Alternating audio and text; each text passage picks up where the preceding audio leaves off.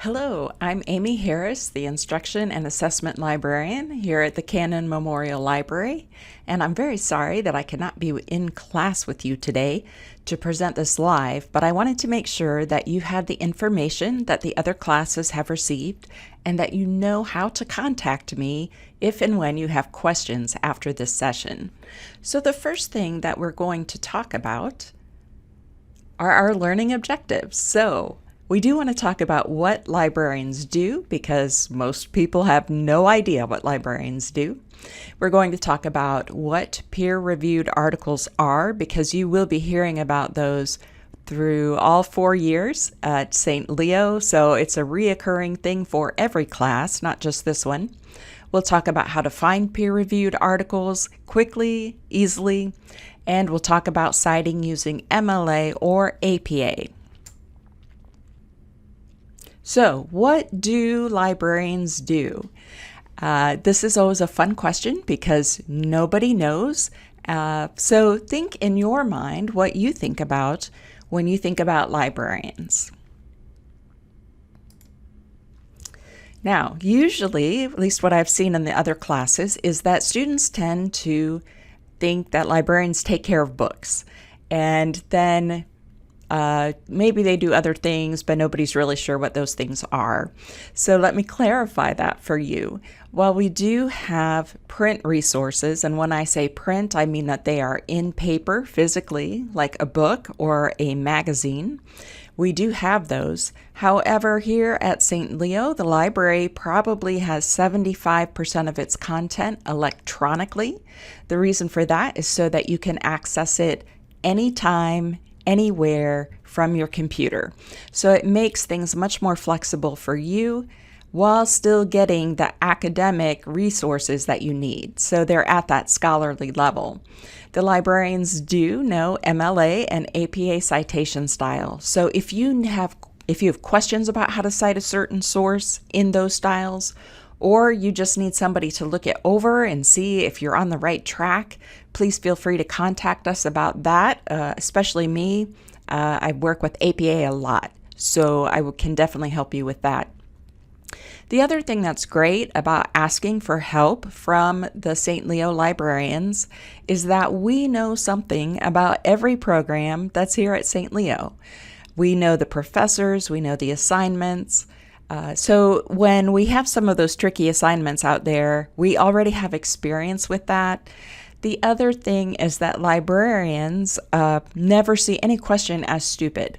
All right, so feel free to ask questions that you might be embarrassed to ask anyone else, but you can certainly ask us. It's just between the two of us, and we'll be happy to help you with those things, even if they're basic or they're kind of computer problems, like how do I make Word do what I need it to do?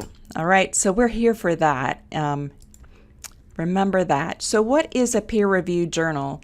Now, how many of you have had a professor in this class or another class say that you need to use peer-reviewed journals, but you don't have any idea how to get them or what that even means? So think about that, and then let's talk about what is a peer-reviewed journal. So when your professors say peer-reviewed, they mean that these are articles usually out of a journal. Okay, so think magazine, except without the pictures. So generally scholarly journals are pretty plain, black and white, paper journals, and they are written by experts in the field. So things that are written in magazines, of course, have lots of pictures. They're generally written by journalists who have their degree in journalism, and there's nothing wrong with that. However, they're not necessarily an expert in what you're trying to study. So especially once you get into your major, you want articles that have been written by people who have a degree, an advanced degree, in your field or in your discipline. So that's when we're talking about peers. We're talking about peers that are experts in our field. These articles are written by experts, not journalists. They're reviewed by other experts in the field. So these other experts, they might be professors, they just might be scholars in the discipline, and they take a look at the draft of the article. It does not have any names on it, so the reviewers do not know who wrote it, so there can't be favoritism. And they look at how was the study done, how well was the data used, was it ethical, do the conclusions make logical sense, or, if the data is being twisted somehow, then that will be rejected. So peer-reviewed is a way to get rid of misinformation or articles that just don't have the evidence to support whatever argument they're making. That's why your professors ask for peer-reviewed journals. They want to make sure that you have unbiased, scholarly, objective information. So it's the cream of the crop. This is definitely what we want. So how do we find them? Now, here, if we were doing this live, you've had some options. So I want you to think about where you have done your searching so far as a college student. So have you used Google? Maybe some of you have used Google Scholar, which is a step in the right direction, but does not necessarily tell you if it's a peer-reviewed article. The other place would be the library, and more specifically, the library databases. And I bet you can guess which one I'm going to point out to you, right? So peer-reviewed articles are found in the library databases, and this is the ultimately easiest way. If you want to save time, save brain cells, using the library databases is the easiest way to get peer-reviewed articles that your professor is going to love, okay? So I know that you're used to searching Google or even Google Scholar, but not every article in Google Scholar will be peer-reviewed, okay? So they won't all meet the criteria, and honestly, it's very hard for students to figure that out without a librarian helping them. Okay, so we just make it easy. We have databases, you search the databases, and they will automatically filter for peer-reviewed. So let me show you some of how that works. All right, here on the library homepage, what we are going to do is go to this link, databases. And the librarians do not expect you to know all the databases or what they do. At this point, I'm going to switch to a live version, and we're going to do some live searching so you can see how these databases will work. When you come to the library homepage, there is always a widget down here. You can see the 3 dots. So a librarian is on duty, a live librarian from St. Leo, who again will know your classes, your assignments, your professors. You just click chat now, and I promise it's painless. If you want this out of your way because you know what you're doing, at least for the moment, then click no thanks, and that will just put it back down in the corner.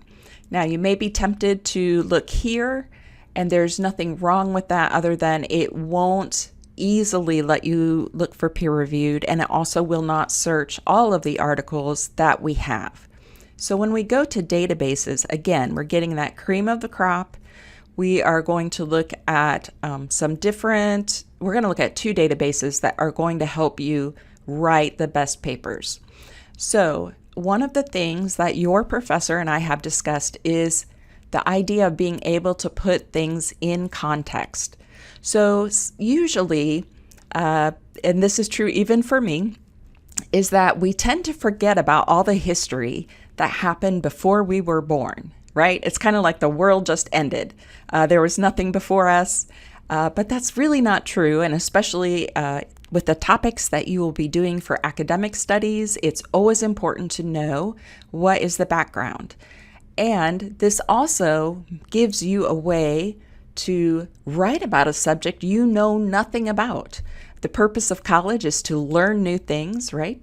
So we want to use scholarly sources to learn about these new things without using Wikipedia, okay? Because your professors don't like that.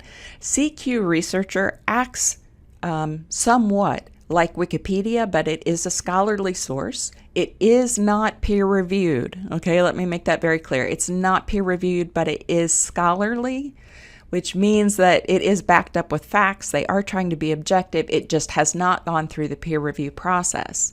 So you'll use this in addition to the peer-reviewed requirements that your professors ask for in other classes. All right, now, the great thing about CQ Researcher is that it covers a lot of topics. It's going to give you a timeline and the history behind those topics, and it puts it in a very easy format for you to see what the subject is, what question they're asking and trying to answer, and again, all that background information. Now, there are some hot topics down here. Please do not write about any of these because your professor has already seen so many articles, so many papers that students have written on these topics, okay? So they're really pretty much bored with that. The other thing is that if you write about it, your paper will be compared to every other paper that they've read on that subject. So if we can pick something a little more specific and more unique, that's going to help you in your writing. All right, we can browse topics here, or we can search by keyword up here. I'm going to go to browse topics. Now, I want to do something with the environment, but again, I don't want to fall into the trap of picking something that is always written about or is too broad. So in this case, CQ Researcher is helping me narrow down my topic, and it's going to help me think about my thesis statement or question. What is it that I want to answer in my paper? So climate change is definitely one of those hot topics. It's out there everywhere. So even though I'm very interested in this, I'm not going to take on all of climate change. Let's see if I can make it more specific, and that way it might be something that has a slightly different take and will be new to your professor and more interesting, therefore, right? Okay, so let's say that instead of talking about climate change in general, I want to talk about mining, okay? And how does mining affect that? So when I click on this, it's going to give me other reports that cover this topic, okay? So you can see here we have coal industry's future. That would definitely be part of mining. Are we going to continue to mine if we're trying to protect the climate?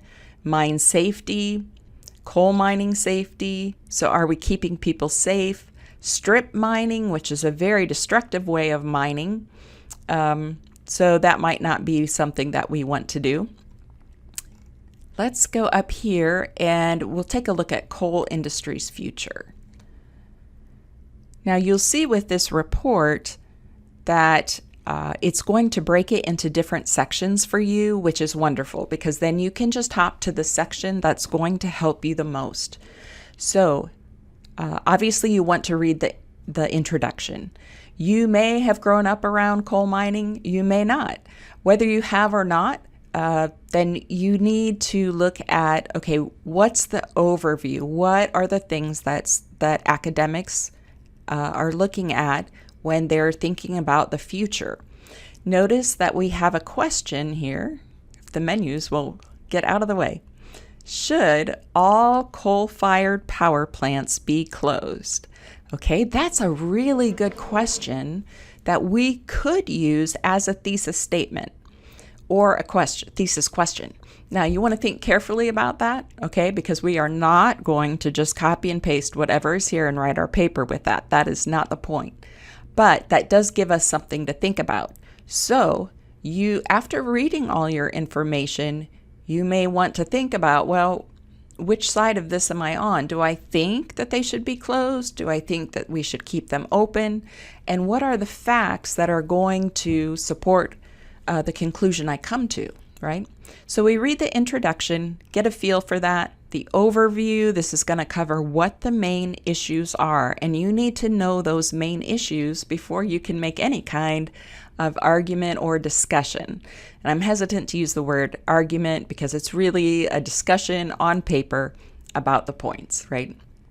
All right, background. I had talked earlier about we tend to not know any history before we were born. It's just the way it is. Myself included. And so when we click on the background, and it is being slow because I'm recording this, it's going to give us some ideas of when this all started. When did this become something? So you can see here that this is going to talk about coal discoveries in the United States. And it actually talks about how we got coal, how that was developed under pressure and heat.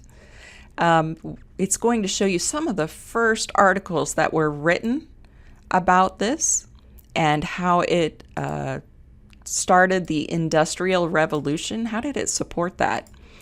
Notice that here we're talking in 1673.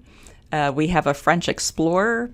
And so you can see this is really going back in time. If we're talking about 1673, this issue has been going on for a while, right?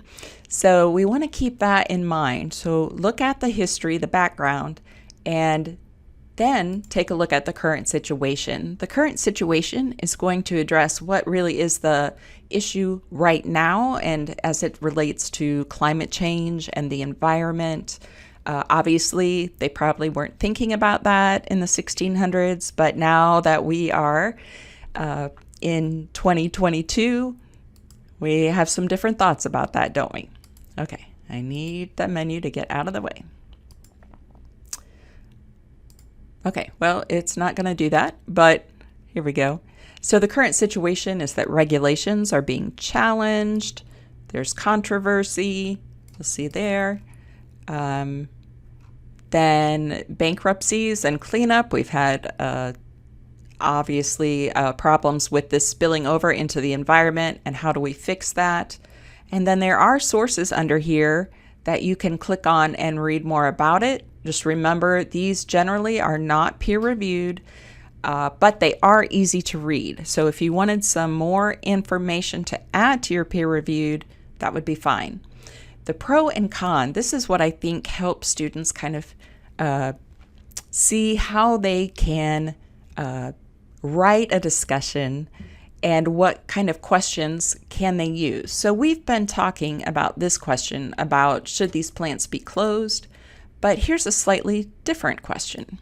Should the federal moratorium on new coal leases be permanent? All right, now I didn't even know there was a federal moratorium. That's why we have CQ Researcher is the background. So we're going to have one person that they think they should be permanent. Okay, so that's the pro side or the yes side. They should be permanent. And then the con is the no. No, we don't think it should be permanent, and their arguments. So these two people are both experts in the field. It gives their job title, and that gives you an idea of where they're coming from and their arguments for that, okay? Now, notice down here we have the APA citation. If you go to the top and click Cite Now, it will do APA or MLA, or if you should have to do Chicago for another class, it will do Chicago. Now remember, if you use this source in your paper, it is in addition to the peer-reviewed. Okay, professors always like extra sources. You're not going to get penalized for that.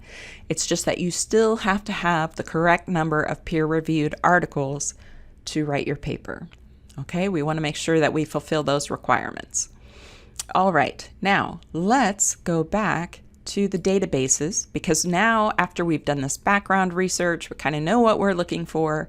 Now we need to go back to the databases and find the ones that have peer-reviewed. Now, peer-reviewed articles can be found in EBSCO, and especially if you're in criminal justice as a major, you'll want to go there.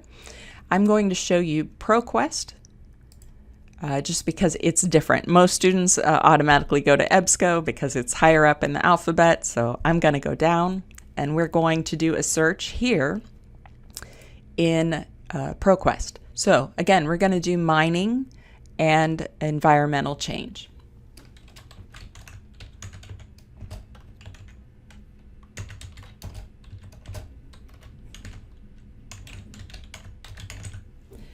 Now this is a very broad search. You'll see I'm doing mining and environment. This word and is in all caps. That's because I'm not searching for the word and. I'm telling the computer I want mining and I want environment. They do not have to be right together, but I do want both of them. If they're not both there, then don't give it to me. The other thing that you definitely want to do to save yourself time and stress, you want to click the full text box so that you get the entire thing on the computer. You do not have to come to the library to get the full text. And peer-reviewed means you only want the ones that have been reviewed by other experts in that field. So this automatically filters for you, and there's no doubt in your mind then that the articles you find here are going to be the peer-reviewed ones that your professors want. We're going to go ahead and click search. This is going to give us a lot of results. So when you're in the databases, you also want to be thinking about, how can I narrow this subject down? We have 290,000 articles, peer-reviewed articles that match the search. So obviously there is a need to narrow it down because you don't have that much time, right? So there are some different ways that we can do that. One is to narrow it by the date. Okay, so if we want to look specifically at how this has maybe had regulations in the last 5 years, or what people are doing in mining, maybe there's new technology in mining that makes it less dangerous or less hazardous to the climate, that's definitely going to be something we want to look at. So that took it down about halfway. So there are still other ways to do that. And one is to click on subject. Now, what we did up at the top, this was just keywords, what we thought the word should be. Okay, and it's looking for mining and environment everywhere. So you can see it looked in the title, it looked in the abstract, it looked in the wording of the article itself. When we ask it to look for these things in the subject area, that means that it has to be the central point in the article, and it has to be in the subject headings. That's going to really narrow it down, but you don't lose anything because it makes it more focused on what you're really trying to get at.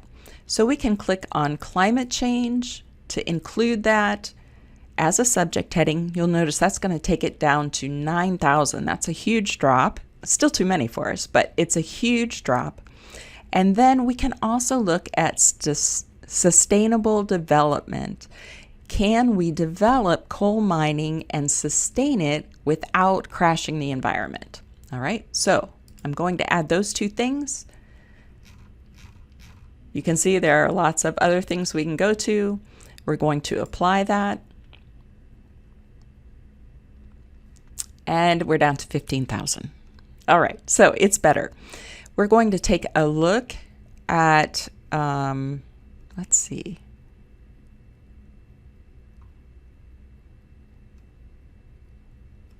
Okay, let's take a look at this. Now, this is international. One thing you can do is try and restrict it to the United States. That's certainly possible. Notice that you have the title of the article, the author's title of the journal, the volume number and issue number, the year. You need all of that for your MLA or APA citation. One of the great things about using the databases is not only does it make peer-reviewed articles easy to find, it makes it easy to cite. Now, the citations will not be totally correct, so you do have to know enough to know if there are mistakes, okay? That's on you. So for APA students, the title of the article needs to be all lowercase except the first big word. So the R in research is capitalized, but everything else is lowercase. This is the most typical way that the databases will mess up, is they will try and make all those big words start with a capital letter. So it's nice that this is actually correct here. Title of the journal. The title of the journal in APA is totally different. We put it in italics, and all the big words start with a capital letter. Why do they do this? I don't know. They just like to keep us on our toes, I guess. This is the volume number. In parentheses is the issue number. This, you would actually take this out. We don't need this. And then the DOI you do need, and you do need it in this format. In APA, there is no punctuation after the DOI. All right, we'll talk more about APA later. MLA, let's take a look at that one. Okay, so here we have our authors. Then we have the title of the article. Notice that it is in quotation marks and all the big words start with a capital letter. APA tends to be more consistent with that. Title of the journal, all the big words start with a capital letter, but it's in italics. We have VOL for volume, number, the year, and then the page number range. Okay, so that was missing on the other one. We did not have a page number range. So this is something that we want to look at when we look at the actual article. All right, in MLA, you do have to give the name of the database. Okay, so that the name of the database is ProQuest. You spell it just like that, and it is in italics to show that it's the name of the database. And then this part here with all the St. Leo, blah, blah, blah, blah, blah, you take that out, okay? And you're only going to keep this DOI part, and in MLA, we put a period after the DOI link, okay? So just remember that part in blue, you're going to take all of that out. Now, we can copy and paste that into Word, make our corrections, that's totally fine. We do need to look up what are the page numbers because that seems to be a mystery. All right, so this is somewhat common where you'll see that it starts with page 1, but we know that in the original journal it probably was not page 1. Okay, it is correct to go ahead and put the page number range, and you do need a range. So in this case, we're going to go from 1. Let's see what we're going to go to. So 1 to 13, that would be your page number range. All right. So you would add that into the APA citation and you would add that into the MLA citation. All right. And we'll have examples of that later. All right. So if you want to download the PDF and you do want to use the PDF because it has the page numbers, that's going to help you do your quoting and using your sources better, you can download it. You can print it, you can email it to yourself. If you email it to yourself, it will also, you can tell it to include the citation, whatever you want, MLA or APA.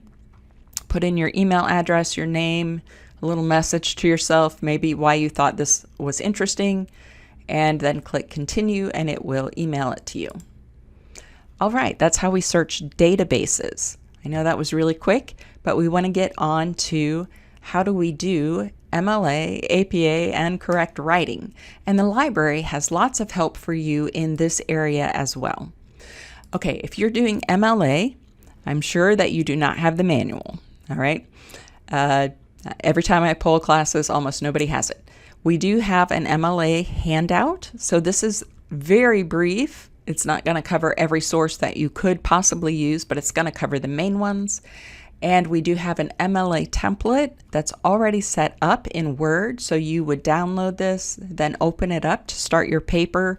It's going to have that top section where you put your name, page numbers, all that stuff set up for you.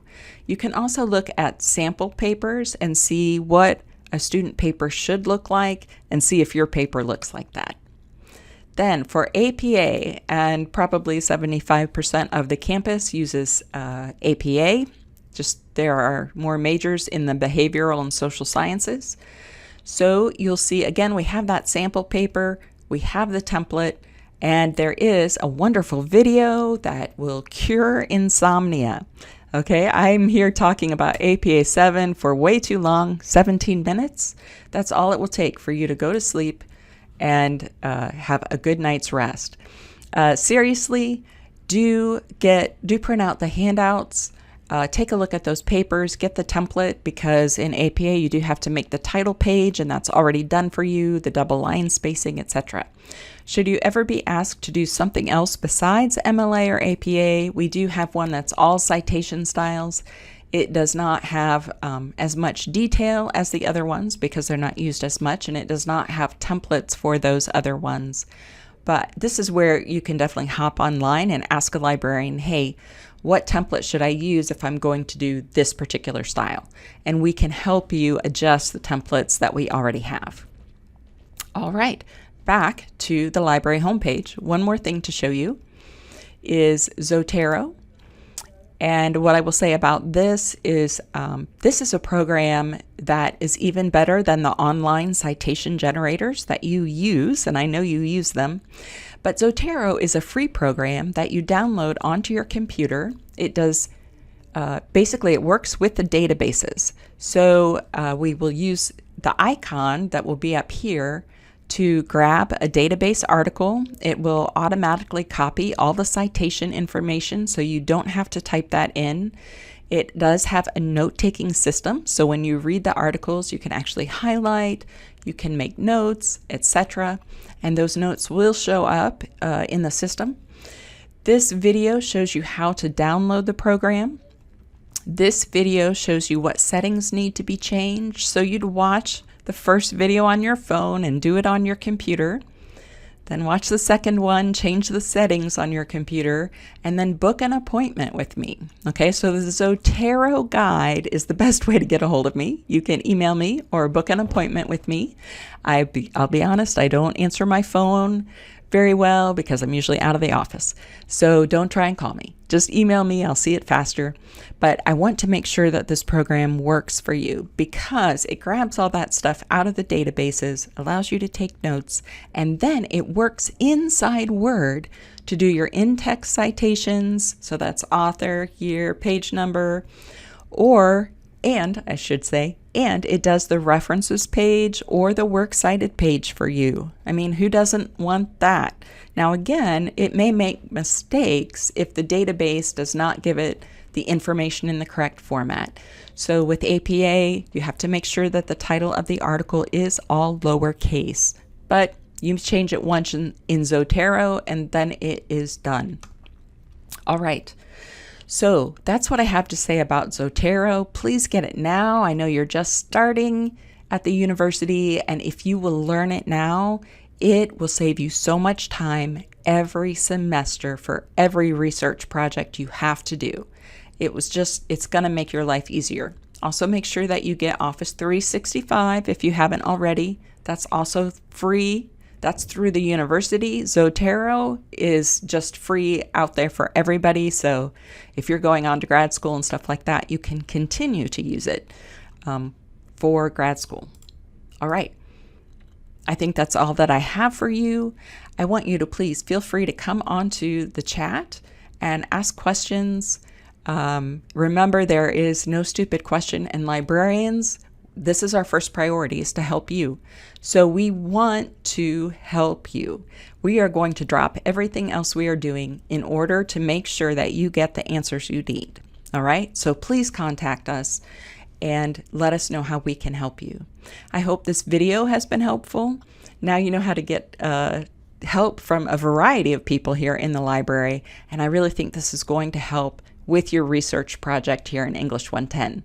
So I'm Amy Adams saying goodbye and good luck with your research project.